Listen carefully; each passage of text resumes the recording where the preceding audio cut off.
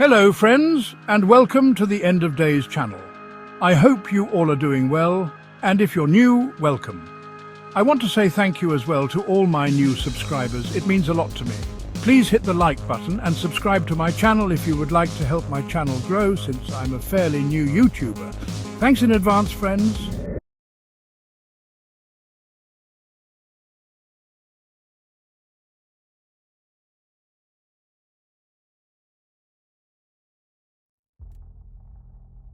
Okay friends, if you missed part 1, please watch it first. Now let's get back to the story. The seven dwarfs, unnamed in the Grimm's tale but given personalities in Disney's version, Doc, Grumpy, Happy, Sleepy, Bashful, Sneezy and Dopey, can be interpreted as elemental or spiritual guardians. The number 7 is significant in occultism, often linked to the 7 planets of classical astrology, the 7 chakras, or the 7 stages of spiritual development. In the story, the dwarfs are miners working deep in the earth, which connects them to the chthonic realm and the element of earth.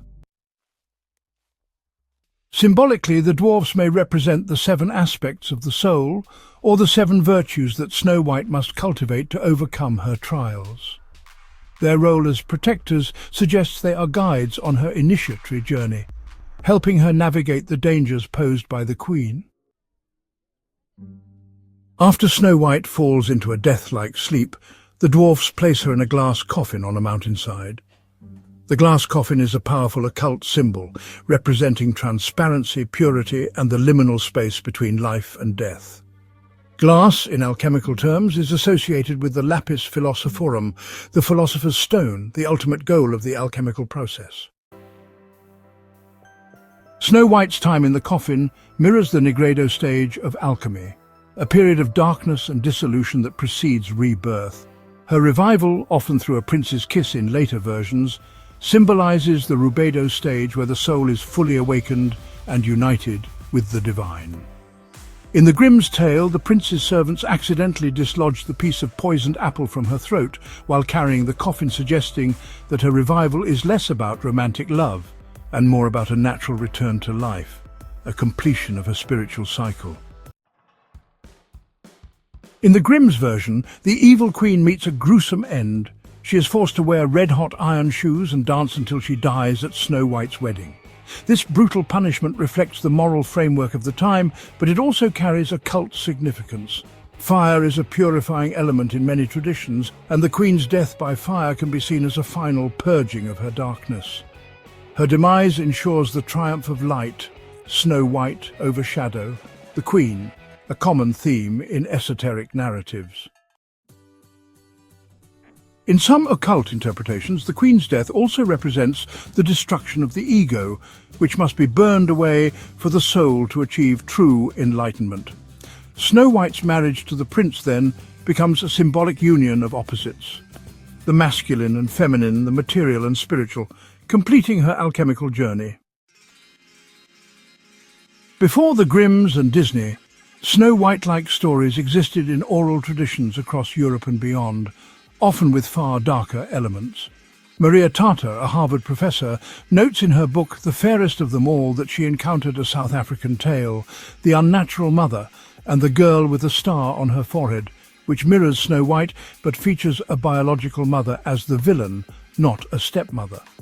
This aligns with earlier versions of the tale, where the rival was often the girl's own mother, a detail the Grimms changed to a stepmother to preserve the sanctity of motherhood, as Tata explains. These pre-Christian versions likely drew from pagan myths about goddesses and seasonal cycles. Snow White's death and revival mirror the descent and return of deities like Inanna from Sumerian mythology or Persephone from Greek mythology, who journey to the underworld and back, symbolizing the cycle of winter and spring. The poisoned apple, in this context, could represent the fruit of the underworld, like Persephone's pomegranate, binding Snow White to the realm of death until she is ready to return. The seven dwarfs, too, may have origins in pre-Christian folklore. Some scholars suggest they could be linked to nature spirits or dwarves from Germanic mythology, such as those in the Poetic Edda, who are often associated with mining, craftsmanship and the underworld. Their role as protectors of Snow White aligns with the idea of elemental beings guarding a sacred figure during her transformation. The Grimm's version, while dark, already began to impose a Christian moral framework on the tale. The poisoned apple, as mentioned, evokes the fall of Eve, and Snow White's purity positions her as a Christ-like figure who dies and is resurrected. A 1938 letter to Christian Century magazine, cited in a University of Dayton analysis, even interprets Snow White's story as a retelling of Eden, the apple as the forbidden fruit, the queen as a witch, tempting innocence, and the prince's kiss as a redemptive act of love.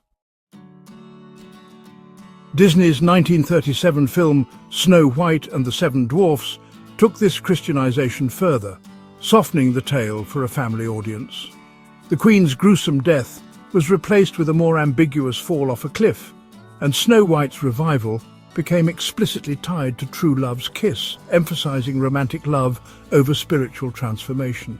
Disney also introduced the dwarfs' names and personalities, shifting their role from mysterious guardians to comic relief, which dilutes their potential occult significance.